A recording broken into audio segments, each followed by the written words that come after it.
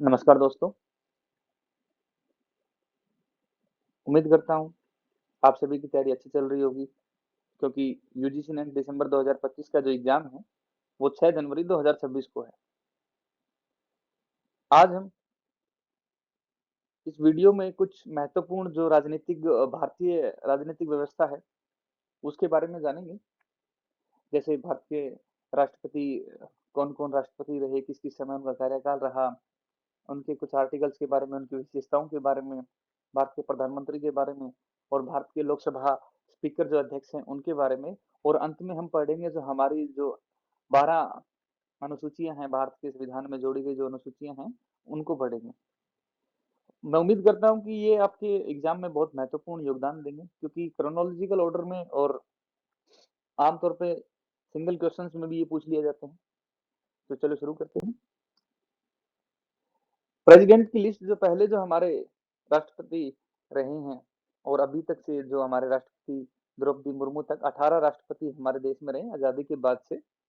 जो पहले राष्ट्रपति रहे डॉक्टर राजेंद्र प्रसाद जी, डॉक्टर राधाकृष्णन जी, जाकिर हुसैन जी, वीवी गिरी, मोहम्मद हिदायतुल्लाह जी, वीवी गिरी, फखरुद्दीन अली अहमद जी, बीडी जत्ती जी, नीलम संजीव रेड्डी, ज्ञानी जैल सिंह जी, रामेश्वरी वेंकटरमन या इन्हें आर वेंकटरमन भी कहा जाता है, Shankar Dayal Sharma ji, खतरोली Raman Narayan, K R Narayan ji, APJ Abdul Kalam, Pratibha Patil जो भारत की पहली महिला राष्ट्रपति, प्रणब मुखर्जी जी, रामनाथ कोविंद जी और वर्तमान में पहली महिला आदिवासी महिला राष्ट्रपति श्रीमती द्रौपदी मुर्मू के बारे में हम अपने जो इस वीडियो में पढ़ेंगे। थोड़ा हम जानते हैं कि इनका कब से कब तक का कार्यकाल रहा और इनके कुछ महत्वपूर्ण पॉइंट्स के बारे में। जो भारत के पहले राष्ट्रपति रहे डॉक्टर राजेंद्र प्रसाद जी, जिनका कार्यकाल 26 जनवरी 1950 से 13 मई 1962 तक इनका कार्यकाल रहा। ये भारत के पहले और सबसे लंबे समय तक राष्ट्रपति रहे। इसके बाद जो नियुक्त हुए डॉक्टर सर्वपल्ली राधाकृष्णन जी, जिनके जन्म दिवस पर 5 सितंबर को शिक्षक दिवस मनाया जाता है इनके जन्म दिवस पर। इनका कार्यकाल जो था वो 13 मई 1962 से 13 मई 1967 तक इनका कार्यकाल रहा। ये एक प्रसिद्ध दार्शनिक और शिक्षाविद थे। इनका जन्म 5 सितंबर शिक्षक दिवस के रूप में मनाया जाता है। फिर डॉक्टर जाकिर हुसैन जी 13 मई 1967 से 3 मई 1969 तक ये भारत के पहले मुस्लिम राष्ट्रपति थे, जिनका कार्यकाल के दौरान इनकी मृत्यु हो गई थी।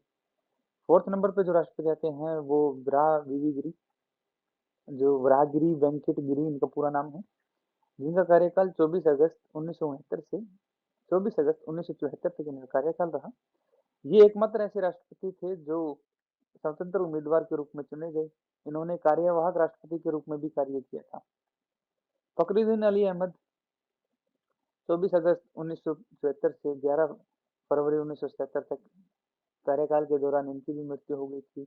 इनके कार्यकाल के दौरान राष्ट्रपति आपातकाल की घोषणा की गई थी। राष्ट्रीय आपातकाल की घोषणा प्रधानमंत्री इंदिरा गांधी के द्वारा कराई गई थी। छठे जो राष्ट्रपति हैं वो नीलम संजीव रेड्डी जी, जिनका कार्यकाल 25 जुलाई 1970 से 25 जुलाई 1982। ये सबसे युवा राष्ट्रपति थे और निर्विरोध चुने जाने वाले एकमात्र राष्ट्रपति थे। फिर ज्ञानी जैल सिंह जी 7वें नंबर के जो हमारे राष्ट्रपति नियुक्त हुए थे, जिनका कार्यकाल 25 जुलाई 1982 से लेकर 25 जुलाई 1987 तक इनका कार्यकाल रहा। इन्होंने ऑपरेशन ब्लू स्टार सहित भारतीय इतिहास के कठिन दौर में सेवा की। ज्ञानी जैल सिंह एकमात्र ऐसे राष्ट्रपति रहे जिन्होंने एक जो आधिकारिक राष्ट्रपति की जो शक्ति होती है, जिसका उपयोग किया था, जिसमें पॉकेट वीटो जिसका एकमात्र उपयोग किया था, वो ज्ञानी जैल सिंह राष्ट्रपति थे। जो मोस्टली पूछ लिया जाता है कि कौन से वो राष्ट्रपति थे जिन्होंने पॉकेट वीटो का उपयोग किया था, तो वो था ज्ञानी जैल सिंह, जिन्होंने भारतीय डाक सेवा के तौर पर उनके संशोधन में पॉकेट वीटो का यूज किया था। आर वेंकटरमन, जिनका कार्यकाल 25 जुलाई 1987 से 25 जुलाई 1992। ये एक वकील और अनुभवी राजनीतिक थे। इनके बाद डॉक्टर शंकर दयाल शर्मा जो चुने गए थे, जिनका कार्यकाल 25 जुलाई 1992 से 25 जुलाई 1997 तक इनका कार्यकाल रहा। ये मध्य प्रदेश के मुख्यमंत्री और केंद्रीय मंत्री भी रह चुके हैं। इसके बाद 10वें नंबर के जो राष्ट्रपति आते हैं वो के आर नारायणन जी, जिनका कार्यकाल 25 जुलाई 1997 से 25 जुलाई 2002 तक इनका कार्यकाल रहा। ये भारत के पहले दलित राष्ट्रपति थे। भारत के पहले पुरुष दलित जो राष्ट्रपति हैं वो के.आर. नारायणन जी हैं और वर्तमान में जो भारत के पहले दलित महिला राष्ट्रपति जो हैं वो हमारी श्रीमती द्रौपदी द्रौपदी मुर्मू जी हैं। और ये एक बेहतरीन राजनयिक के रूप में जाने जाते हैं। 11वें राष्ट्रपति डॉक्टर एपीजे अब्दुल कलाम, जिनका कार्यकाल 25 जुलाई 2002 से 25 जुलाई 2007 तक इनका कार्यकाल था। ये महान वैज्ञानिक थे जिन्हें मिसाइल मैन, पीपुल्स प्रेसिडेंट के नाम से भी जाना जाता है। पहली भारतीय महिला राष्ट्रपति जो चुने गए थे वो 12वें नंबर के थे, जिनका नाम था श्रीमती प्रतिभा पाटिल, जिनका कार्यकाल 25 जुलाई 2007 से 25 जुलाई 2012। ये भारत की पहली महिला राष्ट्रपति थी। 13वें नंबर के जो राष्ट्रपति नियुक्त किए गए थे वो प्रणब मुखर्जी, जिनका कार्यकाल 25 जुलाई 2012 से 25 जुलाई 2017 को चुना गया था। इन्हें भारतीय राजनीति में सभी मौसमों का आदमी यानी कि मैन फॉर ऑल सीजन्स कहा जाता था। 14वें नंबर के रामनाथ कोविंद जी, जिनका कार्यकाल 25 जुलाई 2017 से 25 जुलाई 2022। ये हाशिए पर पड़े वर्गों के कल्याण के प्रबल समर्थक रहे। हाशिए पर पड़े वर्ग यानी कि जो कमजोर वर्ग हैं आर्थिक तौर पे और सोशली तौर पे जो कमजोर वर्ग हैं उनको मजबूत करने के लिए, उनके बारे में सोचने के लिए, उनके नए विचारों को, उनके बारे में नई कल्याण योजनाएं लागू करने के लिए रामनाथ कोविंद को जाना जाता है। 15वें नंबर की जो राष्ट्रपति द्रौपदी मुर्मू जी, जिनका कार्यकाल 25 जुलाई 2022 से लेकर अभी तक है, ये भारत की पहली आदिवासी राष्ट्रपति और दूसरी महिला राष्ट्रपति रही। भारत के राष्ट्रपति के बारे में हम जानेंगे कि भारत का जो राष्ट्रपति है इसकी जो नियुक्ति है ये हमारे संविधान के आर्टिकल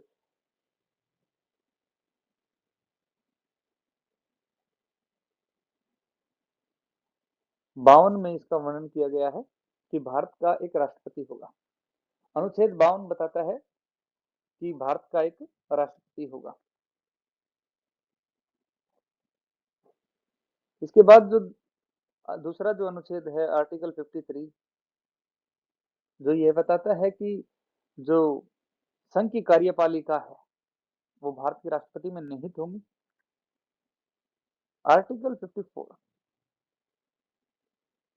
जो आर्टिकल 54 है ये बताता है कि राष्ट्रपति का निर्वाचन चुनाव कैसे होगा।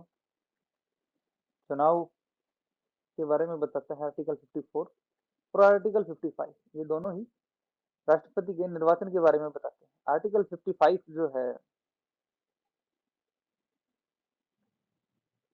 आर्टिकल 55 है ये बताता है कि किस प्रकार की प्रणाली का उपयोग किया जाएगा कि इसमें जो प्रोपोर्शनल रिप्रेजेंटेशन होगी, सिंगल ट्रांसेबल वोट सिस्टम होगा, सेपरेट बैलेट होगा, वोटिंग मेथड जो होगा वो आर्टिकल 55 बताता है।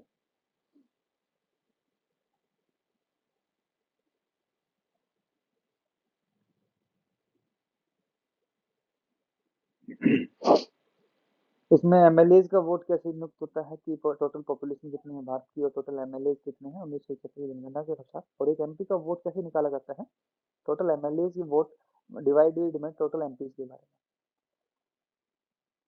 जो इलेक्टोरल कॉलेज होता है यानी कि चुनाव में कौन कौन भाग ले सकते हैं, इलेक्टेड मेंबर्स, एमपीज, लोकसभा और राज्यसभा दोनों के, और इलेक्टेड एमएलए ऑफ स्टेट, सभी स्टेटों के एमएलए, और यूटी के एमएलए जो दिल्ली और पांडिचेरी दो जो यूटी है इनको शामिल किया गया है भारतीय राष्ट्रपति के निर्वाचन प्रणाली में।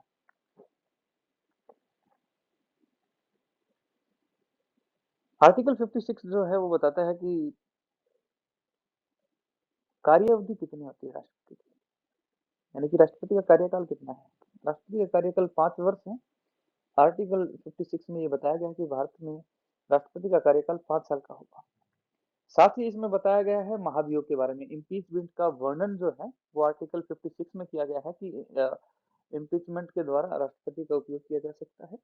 इसका उपयोग आर्टिकल 56 में किया गया है, लेकिन इसका लागू जो है इम्पीचमेंट का जो उपयोग है वो 60 के तहत किया गया है कि राष्ट्रपति को कैसे हटाया जा सकता है, महाभियोग के द्वारा हटाया जा सकता है, जिसका वर्णन आर्टिकल 60 में किया गया है। इसके बाद जो आर्टिकल 57 है, आर्टिकल 57 बताता है कि राष्ट्रपति जो है एक बार नियुक्त होने के बाद में दोबारा भी नियुक्त हो सकता है। यह अनिवार्य नहीं है कि एक बार अगर कोई राष्ट्रपति चुना गया है तो उसके बाद वह दोबारा राष्ट्रपति नहीं बन सकता है। भारत में ऐसा नहीं है। आर्टिकल 57 यह बताता है कि पुनर्निर्वाचन यानी कि राष्ट्रपति जो है वो दोबारा नियुक्त हो सकता है। आर्टिकल 58 जो है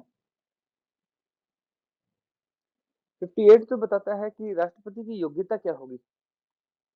एबिलिटीज ऑफ राष्ट्रपति। राष्ट्रपति की जो एबिलिटी है वो क्या होगी कि वो भारत का नागरिक हो। अब भारत का नागरिकता भारत का वो मूल रूप से भी हो सकता है और भारत की नागरिकता ग्रहण करने वाला व्यक्ति भी भारत का राष्ट्रपति बन सकता है। साथ के साथ इसमें वर्णन किया गया है कि आर्टिकल इसमें जो राष्ट्रपति की योग्यता के लिए जो उम्र होनी चाहिए वो 35 एज होनी चाहिए, 35 साल का व्यक्ति होना चाहिए और वो एमएलए या एमपी चुनने के योग्य होना चाहिए, जो ये बता सके कि भाई मतलब जो योग्यता रखता हो एमपी और एमएलए की, वो आर्टिकल 58 में वर्णन किया गया है योग्यताओं के बारे में।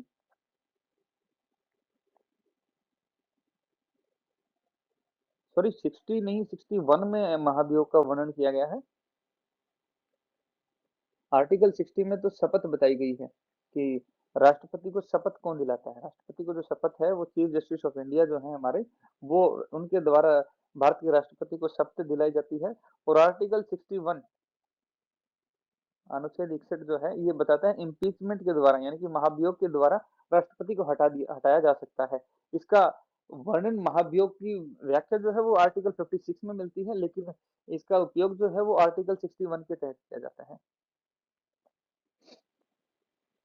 आर्टिकल 62 में वर्णन भी किया गया है कि राष्ट्रपति की रिक्ति के बारे में बताया गया है कि राष्ट्रपति का कार्यकाल 5 साल से पहले पूरा हो जाता है। राष्ट्रपति की मृत्यु या किसी जगह किसी वजह से स्वास्थ्य कारणों से राष्ट्रपति के त्याग पत्र की वजह से जो राष्ट्रपति की रिक्ति के बारे में बताया गया, आर्टिकल 62 में इनका वर्णन किया गया है। भारत का प्रथम नागरिक जो होता है वो राष्ट्रपति होता है। भारत का प्रथम नागरिक राष्ट्रपति, जिसका वर्णन आर्टिकल 52 में बताया गया। एक बार दोबारा से हम आर्टिकल्स का रिवीजन कर लेते हैं। आर्टिकल 52 में बताया गया है कि भारत का एक राष्ट्रपति होगा। आर्टिकल 53 बताता है कि संघ की कार्यपालिका जो होगी वो राष्ट्रपति में निहित होगी। भारत की जो संसद है वो 3 चीजों से मिलकर बनती है। जो पार्लियामेंट है हमारी, वो 3 चीजों से मिलकर पूर्ण होती है। 3 अंग हैं, प्रेसिडेंट, राज्यसभा और लोकसभा।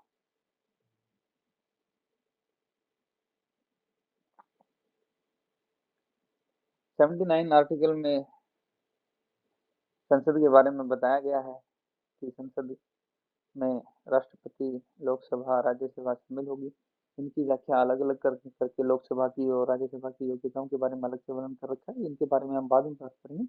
आर्टिकल 56 अनुच्छेद 53 है वो बताता है कि संघ की कार्यपालिका जो है वो राष्ट्रपति में निहित होगी, यानी कि सभी कार्य जो है वो राष्ट्रपति के नाम से किए जाएंगे।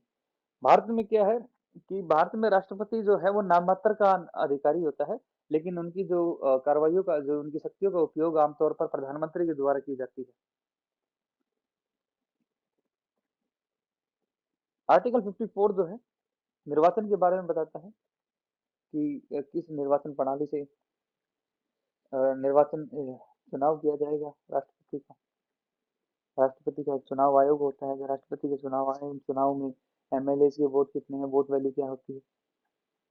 आर्टिकल 55 बताता है कि किस प्रकार से वोटिंग होगी, यानी कि किस प्रणाली का राष्ट्रपति के चुनाव के लिए उपयोग किया जाएगा।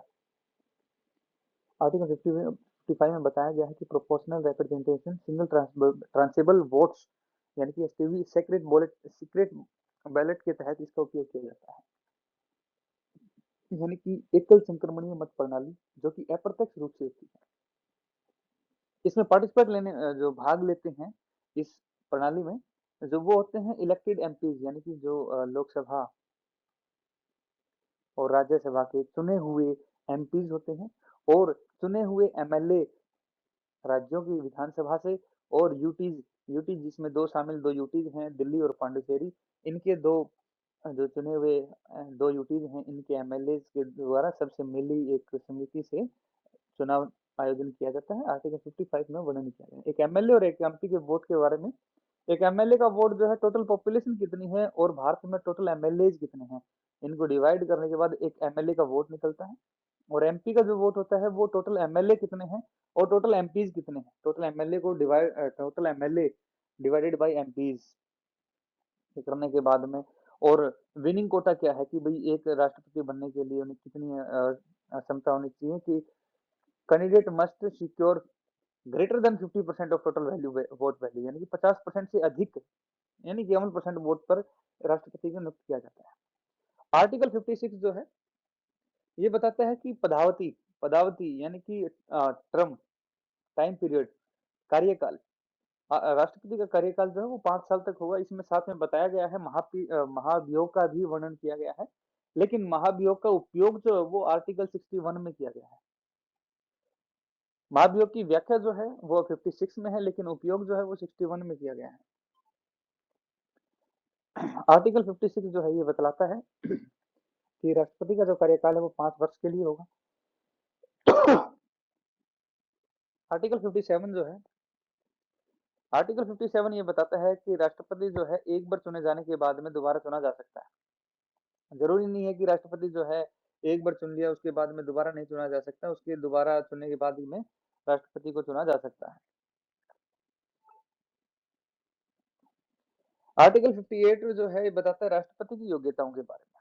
भारत के राष्ट्रपति चुनने की सिर्फ 2 ही योग्यताओं का वर्णन किया गया है संविधान में। एक तो है कि वह भारत का नागरिक हो और दूसरा है कि उसने 35 ईयर प्राप्त कर लिया हो। और भारत का नागरिक होने में ये आवश्यक नहीं है कि भारत का नागरिक वो जन्म से हुए हो, बल्कि वो नागरिकता प्राप्त करने के बाद भी राष्ट्रपति के पद पर नियुक्त किया जा सकता है।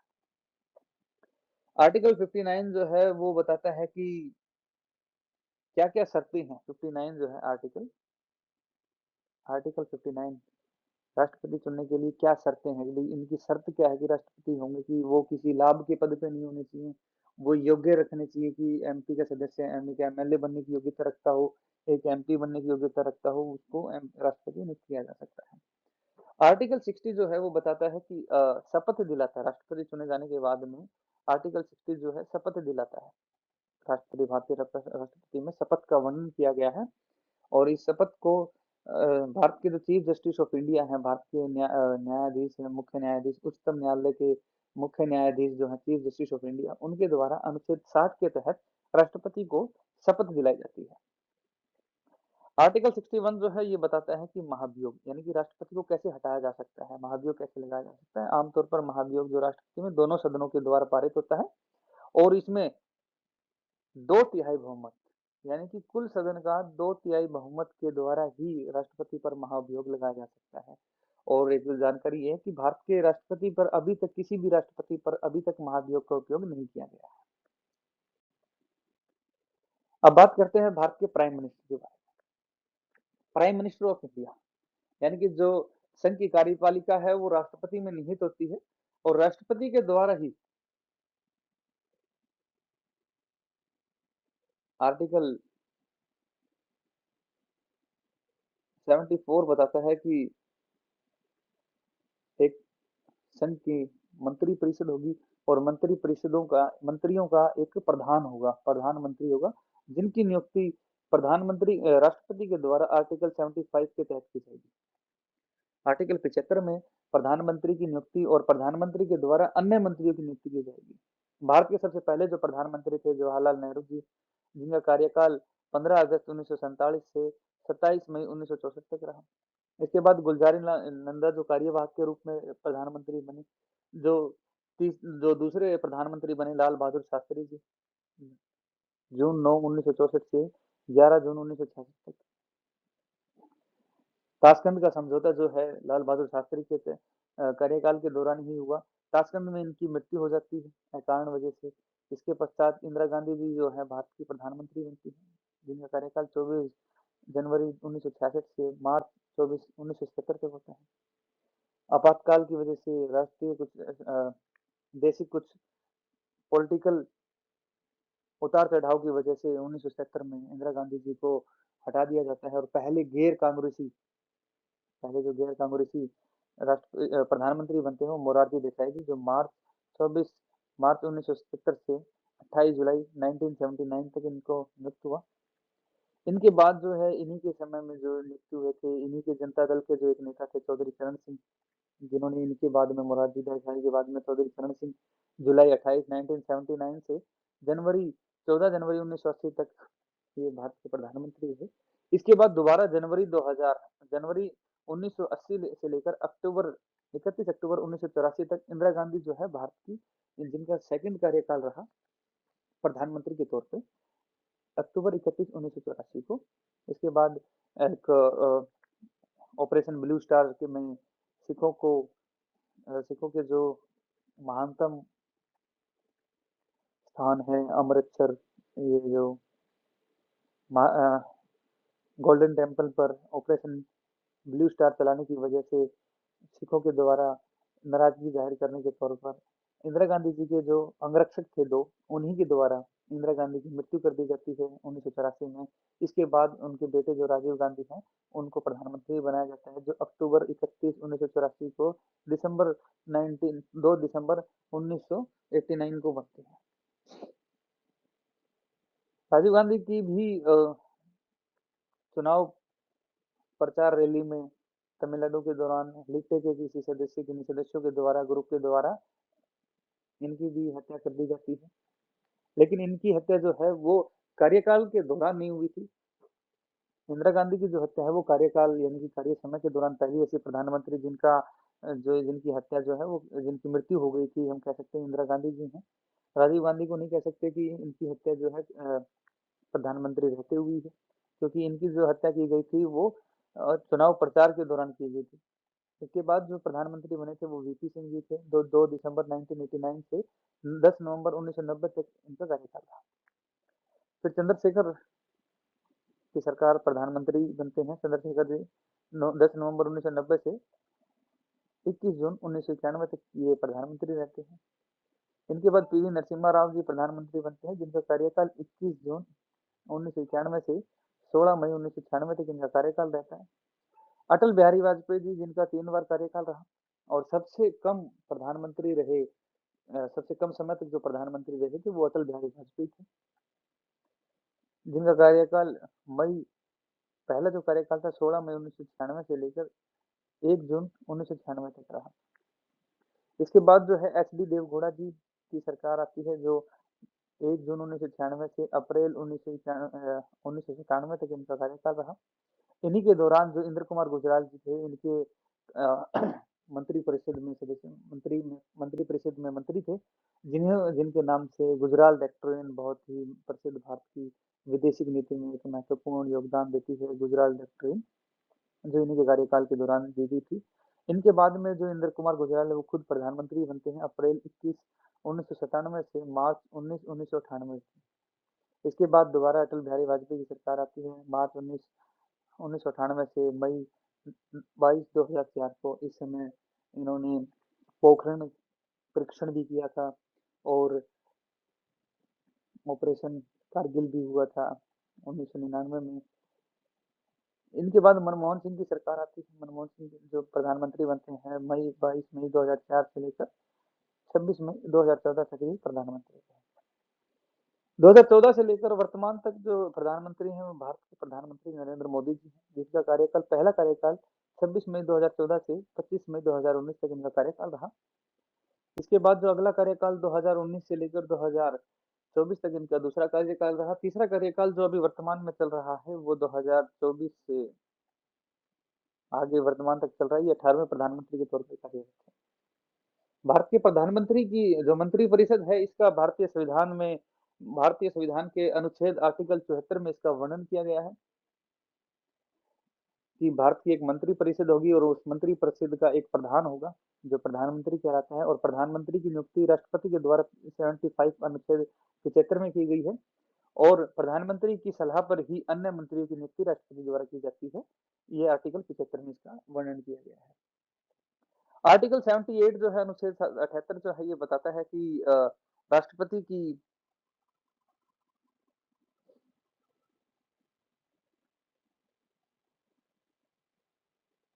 आर्टिकल 78 78 बताता है, आर्टिकल अनुच्छेद 78 बताता है कि प्रधानमंत्री के कार्य क्या क्या होंगे।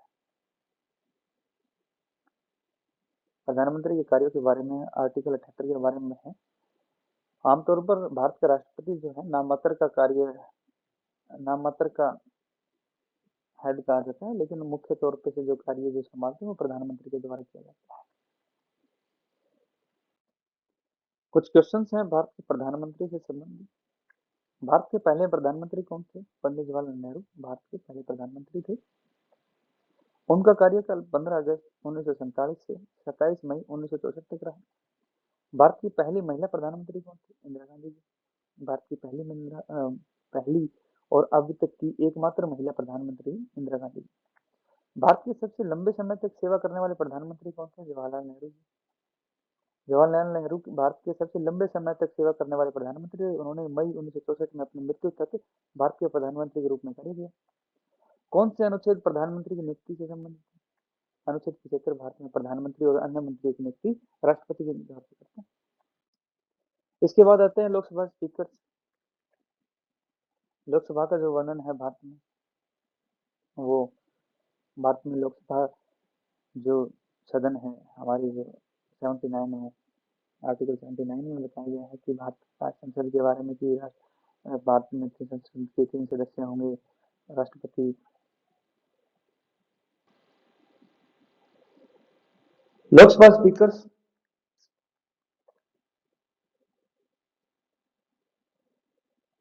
पहले जो भारतीय स्पीकर थे गणेश वासुदेव मावलंकर जी, कार्यकाल 15 मई 1952 से लेकर 27 फरवरी 1956 तक इनका कार्यकाल रहा। दूसरे नंबर के जो हमारे लोकसभा स्पीकर हैं एम आई अयंगर, जिनका कार्यकाल 8 मार्च 1956 से 10 मई 1957 तक। दूसरा कार्यकाल उनका 11 मई 1957 से 16 अप्रैल 1962 तक इनका कार्यकाल रहा। सरदार हुकुम सिंह, इनका कार्यकाल 17 अप्रैल 1962 से 16 मार्च 1967 तक रहा। नीलम संजीव रेड्डी, जिनका कार्यकाल 17 मार्च 1967 से 19 जुलाई 1969 तक इनका कार्यकाल रहा। गुरदयाल सिंह ढिल्लों, JS ढिल्लों, जिनका कार्यकाल 8 अगस्त 1969 से 19 मार्च 1971 तक इनका कार्यकाल रहा। इसके बाद 22 मार्च 1971 से 1 दिसंबर 1975 तक इनका कार्यकाल रहा। इनके बाद जो लोकसभा स्पीकर बनते हैं वो बालीराम भगत जी। बालीराम भगत जो 15 जनवरी 1976 से 25 मार्च 1977 तक इनका कार्यकाल रहा। नीलम संजीव रेड्डी जी, जिनका कार्यकाल 26 मार्च 1977 से 13 जुलाई 1977 तक रहा। KS हेगड़े, जिनका कार्यकाल 21 जुलाई 1977 से 21 जनवरी 1980 तक रहा। बलिराम जाखड़, जिनका कार्यकाल 22 जनवरी 1980 से 15 जनवरी 1985 तक। दूसरा कार्यकाल इनका 16 जनवरी 1985 से 18 दिसंबर 1989 तक था। रवि राय, जिनका कार्यकाल 19 दिसंबर 1989 से 9 जुलाई 1991 तक इनका कार्यकाल रहा।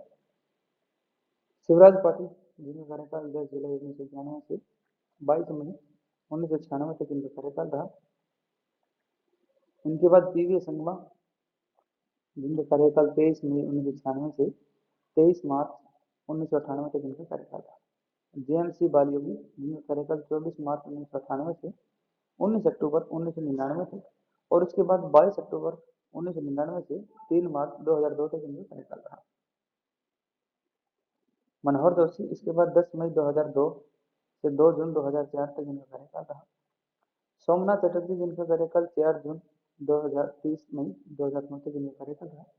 इसके बाद भारत की पहली महिला अध्यक्ष लोकसभा अध्यक्ष मीरा कुमारी जी, जिनका कार्यकाल 30 मई 2009 से 4 जून 2014 तक इनका कार्यकाल रहा। दूसरी महिला लोकसभा स्पीकर सुमित्रा महाजन जी, जिनका कार्यकाल 6 जून 2014 से 19 जून 2019 तक रहा। और वर्तमान में 18वीं लोकसभा स्पीकर जो रहे हैं ओम बिरला जी, जिनका कार्यकाल 18 जून 2019 से लेकर अभी तक इनका कार्यकाल है। इसके बाद आता है भारत के संविधान में वर्णित भारत की अनुसूचियों का। भारत के संविधान में 12 अनुसूचियों का वर्णन किया गया है। 12 अनुसूचियां हैं। और भारतीय संविधान में भाग जो है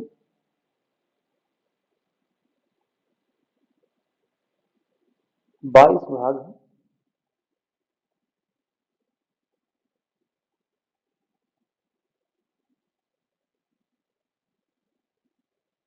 22 भाग हैं।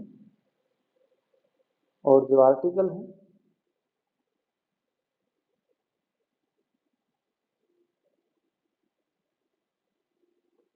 395 आर्टिकल है और 12 अनुसूचियां हैं।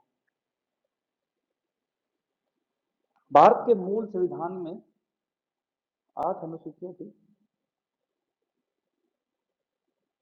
लेकिन बाद में और अन्य जो अनुसूचियां हैं वो जोड़ने के बाद भारत के संविधान में वर्तमान में 12 अनुसूचियां, 22 भाग और 395 अनुच्छेद हैं। अनुसूचियों के बारे में पढ़ते हैं कि किस अनुसूची में क्या वर्णन किया गया है। भारत की जो पहली अनुसूची है, भारत की पहली अनुसूची और भारत का पहला भाग, संविधान का जो पहला भाग है और पहली अनुसूची बताती है कि राज्य और संघ क्षेत्र, यानी कि भारत के राज्यों और केंद्र शासित प्रदेशों के नाम और उनकी सीमाओं के बारे में वर्णन करता है भारत की अनुसूची बनी। दूसरा जो अनुसूची है ये है वेतन और भत्ते। इसमें राष्ट्रपति, राज्यपाल, न्यायाधीश, अन्य संवैधानिक जो पद हैं, प्रधानमंत्री, राज्यपाल, इनके वेतन किस आधार पर वेतन इनको दिया जाएगा, भारत की संचित निधि से इनके वेतन दिया जाएगा। तीसरी अनुसूची में शपथ का वर्णन किया गया है, ओथ के बारे में, कि मंत्रियों और न्यायाधीशों द्वारा ली जाने वाली शपथ का जो वर्णन है वो अनुसूची 3 में दिया गया है। लेकिन राष्ट्रपति की जो शपथ है उसका वर्णन आर्टिकल 60 में वर्णन किया गया है, जो चीफ जस्टिस ऑफ वर्णन इनकी जो शपथ का वर्णन अनुसूची में नहीं है। जो अनुच्छेद 60 है जो, जिसमें राष्ट्रपति की शपथ दिलाता है चीफ जस्टिस ऑफ इंडिया। मंत्री और न्यायाधीशों की शपथ का वर्णन जो है वो अनुसूची 3 में वर्णन किया गया है। अनुसूची 4 में जो है वो राज्यसभा की सीटों के बारे में, कि राज्य की और केंद्र शासित प्रदेशों के लिए राज्यसभा में कितनी सीटें होंगी, इनके बारे में जो बताया गया है, ये अनुसूची 4 में इसका वर्णन किया गया है। अनुसूची 5 जो है अनुसूचित क्षेत्र, यानी कि राज्य में और देश में अनुसूचित क्षेत्र कौन कौन से हैं, अनुसूचित क्षेत्रों जनजातियों के प्रशासन का विशेष प्रावधान जो है, इसका वर्णन आर्टिकल 5 में किया, अनुसूची 5 में किया गया है। अनुसूची 6 में जनजातीय क्षेत्रों के लिए, कि असम, मेघालय, त्रिपुरा, असम, मेघालय, त्रिपुरा, मिजोरम के जनजातीय प्रशासन के लिए अनुसूची 6 में इसका वर्णन किया गया है। आर्टिकल 7 जो है बहुत ही महत्वपूर्ण है, शक्तियों का विभाजन करता है, जो केंद्र और राज्यों के बीच आधारित 3 सूचियों, संघ राज्य सूची, समवर्ती सूची के बारे में बताता है। संघ सूची के बारे में जो कानून बनाने का अधिकार है वो केंद्र सरकार के पास में है। राज्य के बारे में जो राज्य सूची में जो विषय आते हैं उनके बारे में कानून बनाने का जो अधिकार है वो राज्य के पास है। और कुछ ऐसे विषय हैं जो राज्य और संघ के दोनों के बीच के आते हैं, जिन पे समवर्ती सूची जो जिनमें शामिल की गई है, इन पे अधिकार बनाने का जो कानून बनाने का अधिकार है वो संघ और राज्य दोनों को है।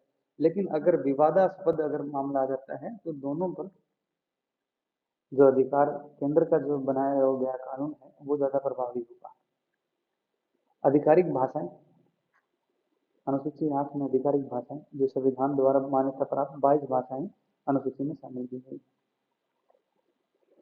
मूल संविधान में 18 भाषाएं थी, सॉरी 14 भाषाएं थी, 14 भाषाओं का वर्णन था मूल संविधान में अनुसूची 8 में। लेकिन धीरे धीरे इनमें 8 और अन्य भाषाएं जो क्षेत्रीय भाषाएं हैं उनको शामिल कर उन्हें क्षेत्रीय भाषा का दर्जा दिया गया। भारत में संवैधानिक जो भाषाओं का दर्जा है अब वर्तमान में 22 भाषाएं हैं। इसके बाद संविधान संशोधन करके 9वीं अनुसूची जोड़ी गई, जो भूमि सुधार से संबंधित थी, जो कि न्यायिक समस्या से बचाए गए अधिनियम विशेषकर भूमि सुधार के लिए बनाया गया था। 10वीं अनुसूची जो थी ये 52 में संविधान संशोधन द्वारा जोड़ी गई थी, दल बदल विरोधी, यानी कि उस समय काफी सारा ऐसा था कि चुनावी राजनीतिक प्रोपेगेंडा कि एक राजनीति से निकले दूसरे पार्टी में चले गए, तीसरी पार्टी में चले गए, तो उसको रोकने के लिए इस कानून, इस संविधान का संशोधन किया गया था, जो कि 10वीं अनुसूची में जोड़ा गया दल बदल विरोधी कानून, जो 52वें संविधान संशोधन द्वारा। इसके बाद 11वीं और 12वीं जो अनुसूची है, जो कि भारत को ग्रामीण स्वराज्य यानी कि गांधी जी का जो ग्राम स्वराज्य की जो देन थी उसको पूर्ण साकार करने के लिए 73वें और 74वें संविधान संशोधन द्वारा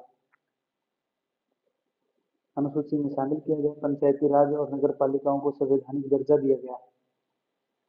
पंचायतों में 29 शक्तियां एवं जिम्मेदारी है, यानी कि पंचायतें जो हैं उनके हिस्से में 29 ऐसे कार्य हैं जिन पर वो स्वयं निर्णय लेते हैं और कानून बना सकते हैं। नगर पालिकाएं में नगर पालिकाओं की 18 विशिष्टताएं हैं, शक्तियां और कार्य क्षेत्रों का वर्णन है, जो कि 76वें संविधान संशोधन द्वारा जोड़ी गई थी।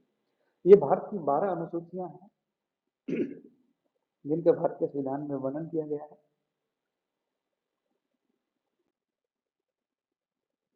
ये कुछ महत्वपूर्ण क्वेश्चंस हैं, इन ऐसे संबंधित क्वेश्चंस, और इनमें से पूछे, ये क्रोनोलॉजिकल ऑर्डर में भी पूछे जाते हैं कि भारत के राष्ट्रपति का क्रोनोलॉजिकल ऑर्डर बता दीजिए, कि एक तरफ राष्ट्रपति के नाम और दूसरी तरफ उनका कार्यकाल शामिल कर दिया जाता है। उसके बाद उनको मिलान, सही मिलान करने के लिए क्वेश्चन पूछा जाता है।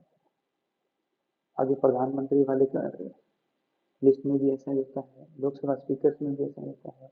अनुसूचियों से संबंधित भी पूछ लिया जाता है कि प्रस्तुत जो अनुसूची है या प्रस्तुत जो विषय है वो किस अनुसूची शामिल किया गया है। ये सभी क्रोनोलॉजिकल ऑर्डर में भी और यूजीसी नेट जेआरएफ के लिए एक महत्वपूर्ण टॉपिक है, जो कि मैं आशा करता हूँ कि आप लोगों के जून में हो रहे एग्जाम दिसंबर 2025 में महत्वपूर्ण योगदान देंगे। आशा करता हूँ आपका बहुत ही, कि ये आपको बहुत लाभदायक करे और यूजीसी नेट क्रैक करने में आपकी मदद करे। और भी आगे वीडियो ऐड करने के लिए मैं और अलग से और नई वीडियोस बनाएंगे। धन्यवाद। Thank you.